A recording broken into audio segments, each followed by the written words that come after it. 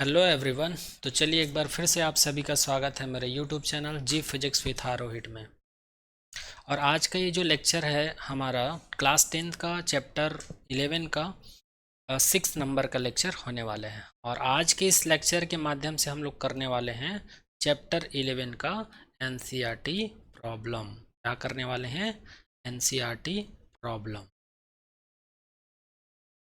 तो चलिए आज का लेक्चर स्टार्ट करते हैं। तो आप लोग के एनसीईआरटी में पेज नंबर 190 में एक क्वेश्चन दिया हुआ है, उसी क्वेश्चन को करते हैं। Question number first.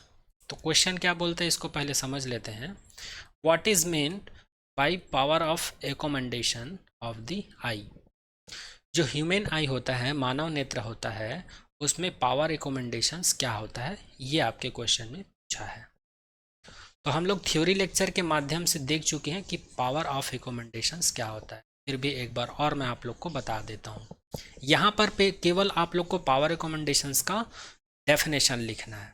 और हम लोग थ्योरी लेक्चर में पढ़े थे कि किसी ह्यूमन आई का जो पावर ऑफ रिकमेंडेशन है क्या होता है, वो एबिलिटी होता है। क्या होता है? एबिलिटी होता है। कौन सा एबिलिटी होता है? जो ह्यूमन आई होता है, उस ह्यूमन आई की उस ह्यूमन आई में जो लेंस लगा होता है उसकी फोकल लेंथ को डिक्रीज या इंक्रीज करने की जो एबिलिटी होती है, उसी को क्या कहा जाता है? पावर ऑफ रिकमेंडेशन कहा जाता है।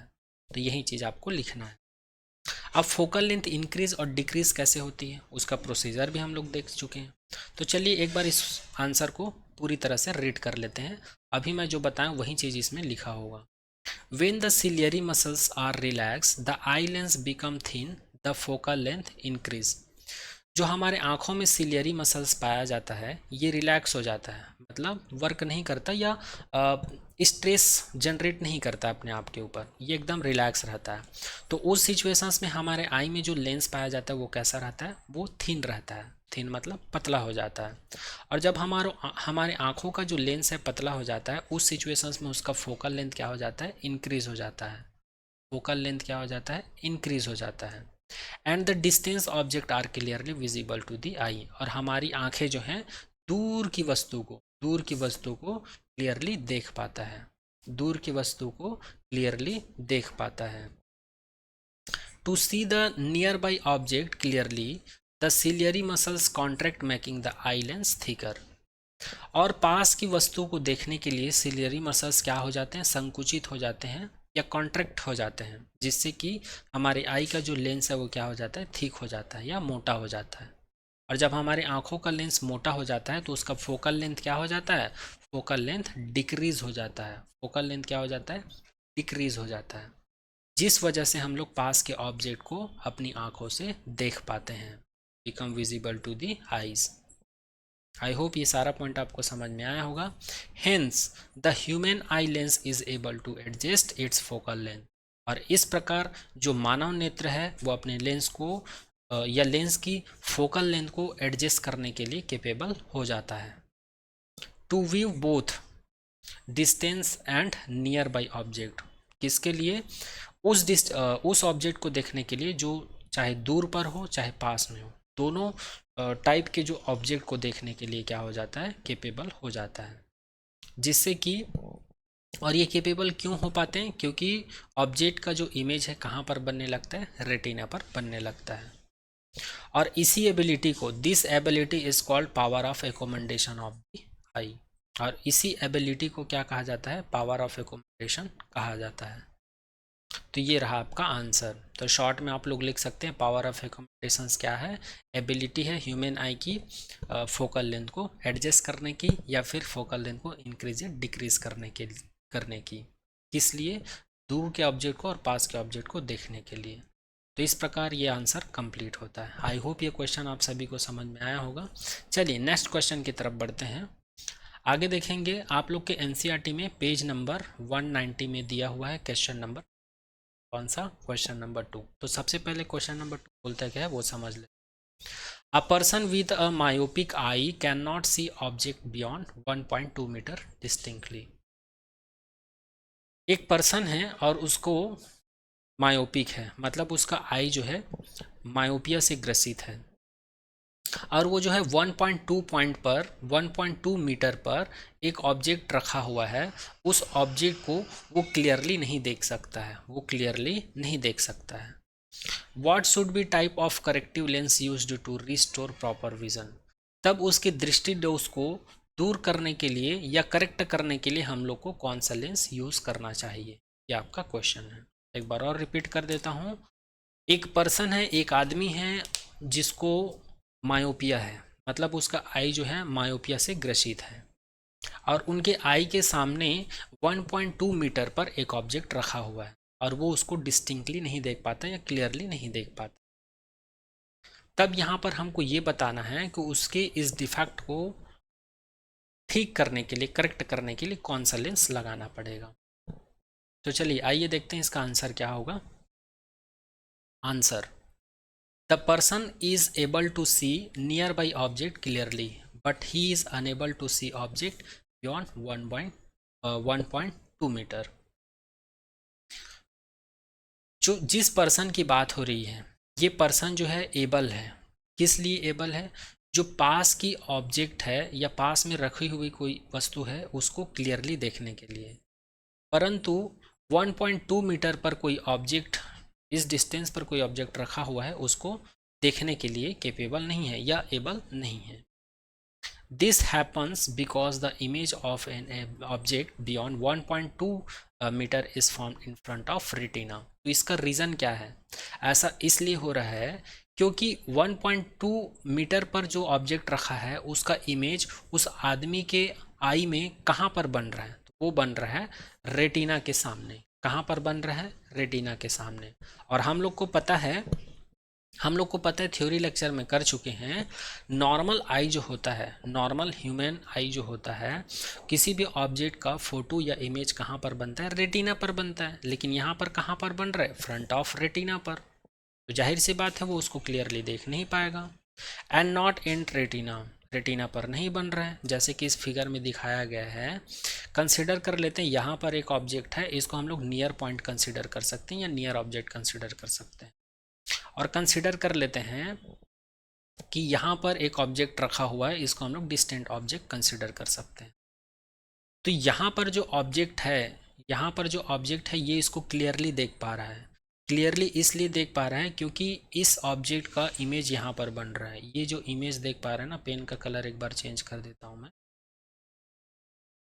ये नियर ऑब्जेक्ट का इमेज कहाँ पर बन रहा है? यहाँ पर, ये रेटिना है, यहाँ पर बन रहा है। ठीक है, ये एंड डेस का इमेज यहाँ पर बन रहा है। और दूर पर जो ऑब्जेक्ट रखा हुआ है या वस्तु रखा हुआ है, इसका इमेज कहाँ बन रहा है? यहाँ पर बन रहा है। यहाँ पर बन रहा है किसका इमेज? एन का। और ये क्या है? In front of retina. क्या है? In front of retina. ठीक है, तो नॉर्मल आई में क्या होता है? किसी भी ऑब्जेक्ट का इमेज यहाँ पर बनता है रेटिना पर, तभी हम लोग उसको क्लियरली देख पाते हैं, चाहे वो दूर की वस्तु हो चाहे पास की वस्तु हो। लेकिन जब इन फ्रंट ऑफ रेटिना बने या अवे फ्रॉम द रेटिना बने इधर, तो इस सिचुएशन में हम लोग देख नहीं पाते। तो इस वाले ऑब्जेक्ट का इमेज यहाँ पर बन रहा है, इसलिए यहाँ पर ये जो पर्सन है 1.2 मीटर पर रखे हुए ऑब्जेक्ट को नहीं देख पा रहा है क्लियरली। तो इसको करेक्ट करने के लिए हम लोग क्या करते हैं? तो यहाँ पर लिखा हुआ है, to correct this defect of vision he must use a concave lens. तो इस टाइप के डिफेक्ट को करेक्ट करने के लिए उस आदमी को कौन सा लेंस का इस्तेमाल करना चाहिए? Concave lens. कौन से लेंस का इस्तेमाल करना चाहिए? Concave lens. क्यों? क्योंकि the concave lens will bring the image back to the retina as shown in figure. क्योंकि कॉनकेव लेंस जो है, जो इमेज है उसको इन फ्रंट ऑफ रेटिना से वो सीधा रेटिना पर शिफ्ट कर देता है। जैसे कि इस फिगर में आप लोग देख पा रहे हैं, ये नियर ऑब्जेक्ट है, ये डिस्टेंस ऑब्जेक्ट है। तो पहले इमेज यहाँ बन रहा था, और जैसे ही हम लोग यहाँ पर एक कॉनकेव लेंस फिट कर देंगे तो ये क्या कर देंगे? दूर के ऑब्जेक्ट से आने वाले लाइट को डाइवर्ज कर देंगे, और डाइवर्ज करेंगे तो इन दोनों ही ऑब्जेक्ट का जो इमेज है कहाँ पर बनने लगेगा? रेटिना पर बनने लगेगा। तो इस प्रकार से हम लोग मायोपिक आई को क्या कर सकते हैं? करेक्ट कर सकते हैं। तो इस प्रकार से इस क्वेश्चन का आंसर कंप्लीट होता है। तो आई होप ये क्वेश्चन भी आप लोग को समझ में आया होगा। आई होप ये क्वेश्चन भी आप लोग को समझ में आया होगा। चलिए नेक्स्ट क्वेश्चन की तरफ आगे बढ़ते हैं। नेक्स्ट क्वेश्चन है पेज नंबर 190 में ही दिया हुआ है, क्वेश्चन नंबर 3। तो सबसे पहले क्वेश्चन 3 क्या बोलता है उसको समझ लेते हैं। यहाँ पर बोला है what is the far point and near point. हमको ये बताना है ये फर पॉइंट का मतलब क्या होता है और ये नियर पॉइंट का मतलब क्या होता है of the human I with normal vision. जो ह्यूमन आई होता है तो उसमें जो उसके पास जो नॉर्मल विज़न होते हैं, नॉर्मल विज़न का मतलब सामान्य दृष्टि बोल सकते हैं, तो उसके पॉइंट ऑफ व्यू से फर पॉइंट और नियर पॉइंट क्या होता है ये हमको बताना है। चलिए देख लेते हैं इसका answer. The near point of the eye is the minimum distance of the object from the eye. जो नियर पॉइंट होता है, जो नियर पॉइंट होता है नॉर्मल आई के पॉइंट ऑफ व्यू से ये मिनिमम डिस्टेंस होता है। नियर पॉइंट का मतलब क्या होता है जी, मिनिमम डिस्टेंस। किसके पॉइंट ऑफ व्यू से, जो नॉर्मल आई होते हैं उसके पॉइंट ऑफ व्यू से। जो आई डिफेक्ट रहते हैं या किसी न किसी रोग से ग्रसित रहते हैं उसकी बात नहीं कर रहे हैं, यहाँ पर नॉर्मल आई की बात कर रहे हैं। ऐसा आई जिनमें किसी भी प्रकार का डिफेक्ट नहीं, तो उनके पॉइंट ऑफ व्यू से नियर पॉइंट का मतलब होता है minimum distance, minimum distance. Okay, which can be seen distinctly without strain, और जो कि आंखों में बिना स्ट्रेन के, बिना चेंजेस के, बिना स्ट्रेस के वो किसी भी ऑब्जेक्ट को क्लियरली देख पाते हैं। For a normal human I this distance is 25 centimetre. और नॉर्मल आई के लिए, नॉर्मल आई के लिए नियर पॉइंट या मिनिमम डिस्टेंस क्या होता है, 25 सेंटीमीटर होता है। इस चीज़ को याद रखिएगा, बहुत इंपॉर्टेंट है। नॉर्मल आई के लिए जो मिनिमम डिस्टेंस है, या फिर आपको पूछ सकते हैं नियर पॉइंट जो है कितना होता है, तो आपको बोलना है 25 सेंटीमीटर।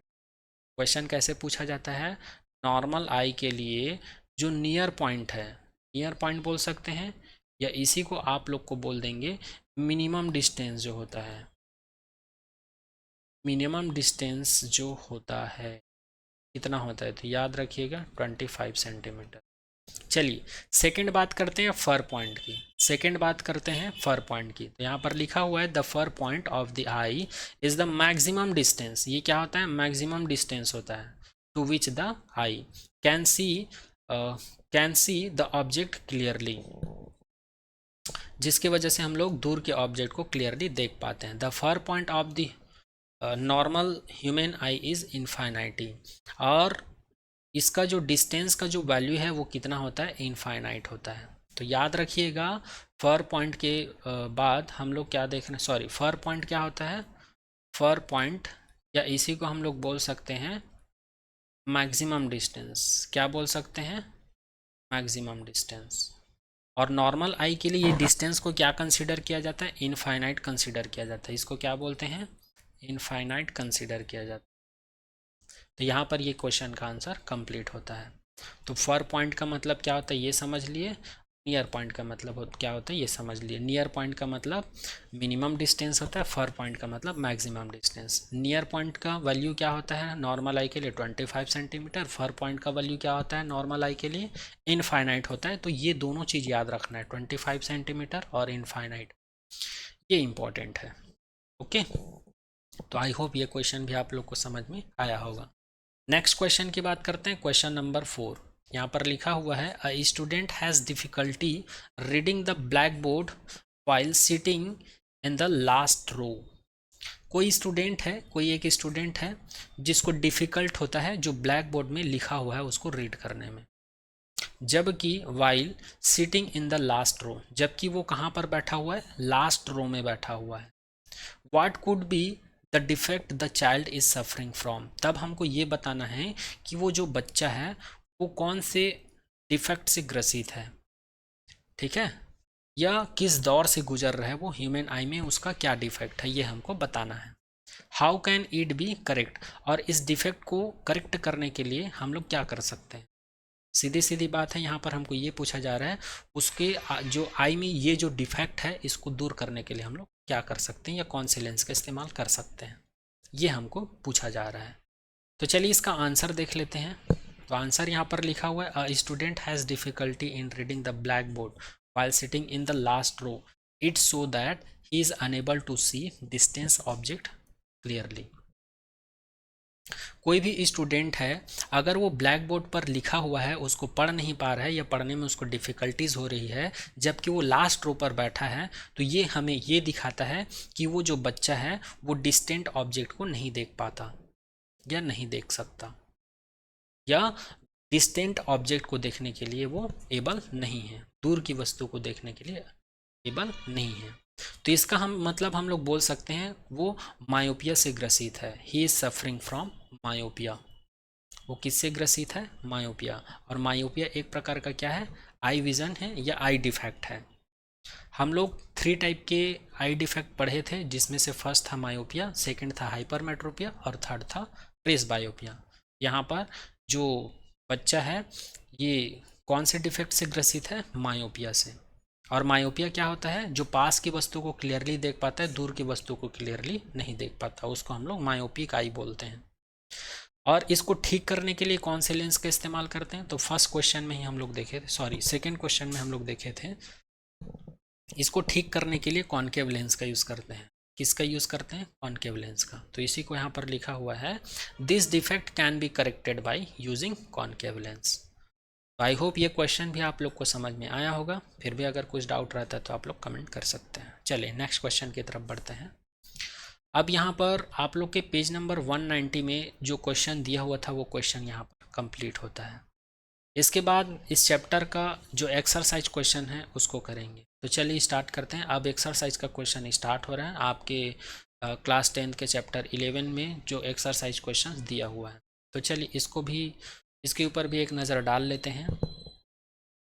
तो यहाँ पर क्वेश्चन नंबर 1 लिखा है, the human eye can focus object at different distances by adjusting the focal length of the eye lens, this is due to. यहाँ पर बोला गया है जो ह्यूमन आई है, मानव नेत्र है, वो फोकस कर सकता है किसके ऊपर? ऑब्जेक्ट के ऊपर। कहाँ से?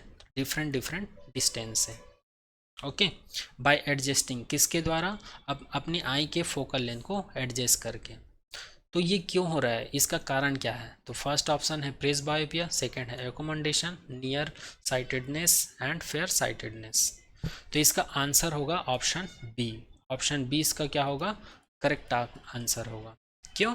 क्योंकि पावर ऑफ एकोमोडेशंस क्या होता है? फोकल लेंथ को एडजस्ट करने की एबिलिटी होती है, ये हम लोग देख चुके हैं। तो ऑप्शन बी इसका क्या हो जाएगा? करेक्ट आंसर हो जाएगा। यहाँ पर लिखा है human eye can change the focal length of the eye lens to see the objects situated at various distances from the eye. This is possible due to power of accommodation of the human. तो यही इसका correct answer होगा। चलिए next question की तरफ आगे बढ़ते हैं। Question number 2, the human I form the image of an object at its. यहाँ पर बोला जा रहा है जो मानव नेत्र है, तो किसी भी ऑब्जेक्ट का इमेज जो है मानव नेत्र में कहाँ पर बनता है? तो ये तो हम लोग थ्योरी लेक्चर में देख चुके हैं कि किसी भी ऑब्जेक्ट का इमेज हमारी आँखों में कहाँ पर बनता है? रेटिना पर बनता है। तो यहाँ पर फर्स्ट ऑप्शन दिया हुआ है कॉर्निया, जो कि गलत है। सेकंड ऑप्शन दिया हुआ है आइरिस, ये भी गलत है। तीसरा ऑप्शन दिया हुआ है प्यूपिल, ये भी गलत है। फोर्थ ऑप्शन दिया हुआ है रेटिना, ये आपका करेक्ट आंसर होगा। तो इसी को यहाँ पर लिखा हुआ है, the human I form the image of an object at its retina, at its retina. ये क्वेश्चन भी यहाँ पर कंप्लीट होता है। चलिए नेक्स्ट क्वेश्चन की बात करते हैं। Question number 3, the list distance of distinct vision for the young adult with normal vision is about. List distance का मतलब होता है मिनिमम डिस्टेंस, लिस्ट का मतलब होता है मिनिमम डिस्टेंस। और जो नॉर्मल विज़न होते हैं या नॉर्मल आई होता है, नॉर्मल विज़न बोलो या नॉर्मल आई बोलो, एक ही मतलब है। तो नॉर्मल आई के लिए जो लिस्ट डिस्टेंस होता है, एक बार और रिपीट कर देता हूँ, यहाँ पर क्या बोला जा रहा है? List distance. क्या बोला जा रहा है? लिस्ट डिस्टेंस, या इसी को हम लोग बोल सकते हैं मिनिमम डिस्टेंस। क्या बोल सकते हैं? Minimum distance. या इसी को हम लोग क्या बोल सकते हैं? Near point. क्या बोल सकते हैं? Near point. और अभी कुछ देर पहले हम लोगों ने देखा नॉर्मल आई के लिए या नॉर्मल विज़न के लिए नियर पॉइंट का वैल्यू क्या होता है? 25 सेंटीमीटर होता है। क्या होता है? 25 सेंटीमीटर होता है। तो फर्स्ट ऑप्शन में दिया हुआ है 25 मीटर, रॉन्ग। सेकंड ऑप्शन में दिया हुआ है 2.5 सेंटीमीटर, रॉन्ग है। थर्ड ऑप्शन दिया हुआ है 25 सेंटीमीटर, ये आपका करेक्ट ऑप्शन होगा और करेक्ट आंसर होगा, और ऑप्शन डी आपका करेक्ट नहीं होगा। तो यही चीज़ यहाँ पर लिखा हुआ है, आंसर क्या होगा option c. The least distance of distinct vision is the minimum distance of an object to see clear and distinct image. It is 25 centimetre for a young adult with normal vision. तो I hope ये question भी आप लोग को समझ में आया होगा। चलिए आगे बढ़ते हैं, आगे बढ़ते हैं फोर्थ क्वेश्चन की तरफ। तो फोर्थ क्वेश्चन है the change in focal length of an eye lens is caused by the action. यहाँ पर ये बोला जा रहा है जो फोकल लेंथ में जो चेंज होती है ह्यूमन आई में, तो ये किस वजह से होती है, किसके वजह से ह्यूमन आई में जो लेंस लगा रहता है उसकी फोकल लेंथ इंक्रीज या डिक्रीज होती है, ये आपके क्वेश्चन में पूछा जा रहा है। तो फर्स्ट ऑप्शन दिया हुआ है प्यूपिल, फर्स्ट ऑप्शन दिया हुआ है प्यूपिल, जो कि गलत है। हम लोग थ्योरी लेक्चर में देखे थे या पावर रिकमेंडेशन बता रहा था आप लोग को, तभी बताया था सिलियरी मसल जब रिलैक्स रहता है तो फोकल लेंथ क्या तो आई लेंस क्या हो जाता है, थिन हो जाता है, जिससे फोकल लेंथ हो जाता है इंक्रीज। और जब सिलियरी मसल्स में प्रेशर पड़ता है, स्ट्रेस प्रोड्यूस होता है, तो ये लेंस की मोटाई को क्या कर देते हैं, बढ़ा देते हैं, जिससे कि फोकल लेंथ डिक्रीज हो जाता है। तो ये हम लोग देख चुके हैं। तो इसका आंसर हो जाएगा सिलियरी मसल। क्या हो जाएगा, सिलियरी मसल। रेटिना आपका गलत है, आइरिस भी आपका रॉन्ग है, आपका आंसर क्या हो जाएगा, ciliary muscle. Ciliary muscles is the correct answer of this question. Okay, तो यही चीज़ यहाँ पर लिखा हुआ है, अभी मैं कुछ देर पहले जो बोला हूँ वही यहाँ पर लिखा हुआ है, फिर भी एक बार रीड कर लेते हैं आप लोग के लिए। ओके, चलिए। The relaxation or contraction of ciliary muscle changes the curvature of the eye lens. The change in curvature of the eye lens changes the focal length of the eye. Hence, the change in focal length of an eye lens is caused by the action of ciliary muscle. तो ciliary muscle आपका क्या हो जाएगा, correct option हो जाएगा। तो I hope ये question भी आप लोग को समझ में आया होगा। चलिए नेक्स्ट क्वेश्चन की तरफ बढ़ते हैं, एक्सरसाइज का क्वेश्चन नंबर 5। इसको एक बार रीड कर लेते हैं।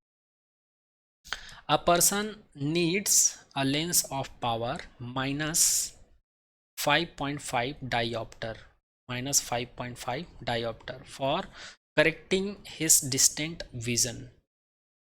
इसका मतलब ये है, यदि कोई आदमी है, यदि कोई आदमी है और वो दूर की ऑब्जेक्ट को देख नहीं पाता, डिस्टेंट विजन मतलब दूर के ऑब्जेक्ट को देख नहीं पाता है, तो उसको करेक्ट करने के लिए उसको कितने पावर की लेंस की ज़रूरत है, तो -5.5 डायोप्टर की। Correcting his near vision he needs a lens, और जो नियर विजन है, नियर विजन मतलब पास की वस्तु को नहीं देख पाता है, तो उस सिचुएशंस में इस दोष को ठीक करने के लिए हमको कितने पावर के लेंस की ज़रूरत पड़ती है, +1.5 डायोप्टर की ज़रूरत पड़ती है, +1.5 डायोप्टर की ज़रूरत पड़ती है। What is the focal length of the lens required for correcting distant vision and near vision?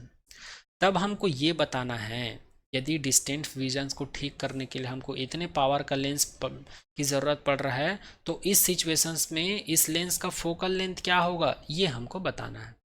दूसरे क्वेश्चन में हमको ये बताना है, जो नियर विज़न है, इसको ठीक करने के लिए +1.5 डायोप्टर पावर का लेंस लग रहा है, तो इस लेंस का फोकल लेंथ क्या होगा।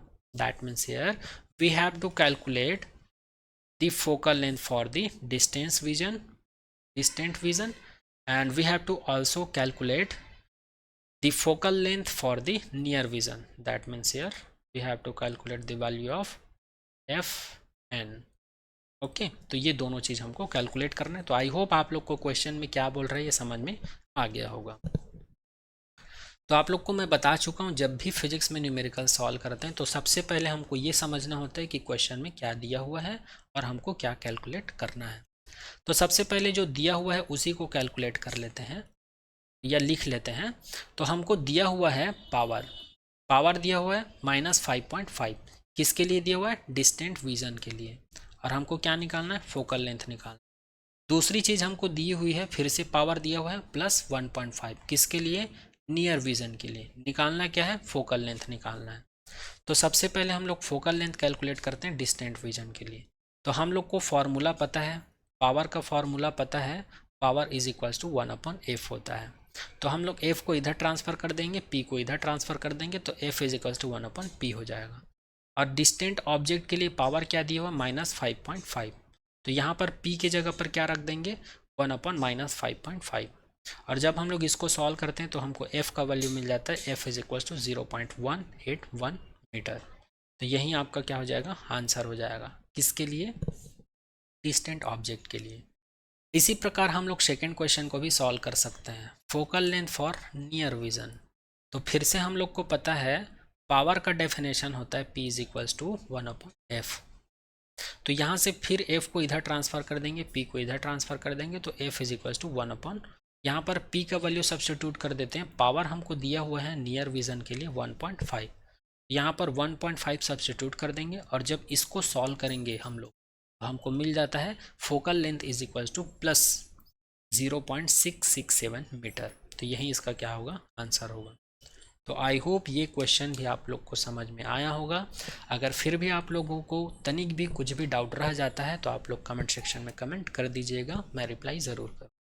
ओके, तो इस प्रकार हम लोग क्लास 10 में चैप्टर 11 में जो क्वेश्चन दिया हुआ है उसको सॉल्व कर लिए। पेज नंबर 190 में जो दिए हुए थे उसको सॉल्व किए, और एक्सरसाइज में जो क्वेश्चन दिए हुए हैं क्वेश्चन नंबर 5 तक सॉल्व कर लिए हैं। आगे के क्वेश्चन को हम लोग आने वाले लेक्चर में करेंगे, क्योंकि अभी करेंगे तो ये लेक्चर लेंदी हो जाएगा। ओके, तो आज के लेक्चर में यहीं तक। Thank you so much to all.